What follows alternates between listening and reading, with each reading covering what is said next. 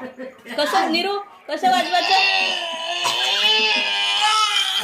असं वाजवत असते काय?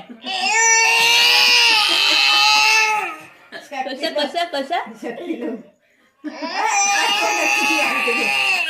कसं कसं असं नाही वाजवायचं मा. कसं कसं वाजवायचं शंख कसा वाजवायचा? वाजव वाजव. असं असं वाजवत असते का शंख? असं वाजवत असते का? असं नाही वाजवायचा. असं वाजवत असते.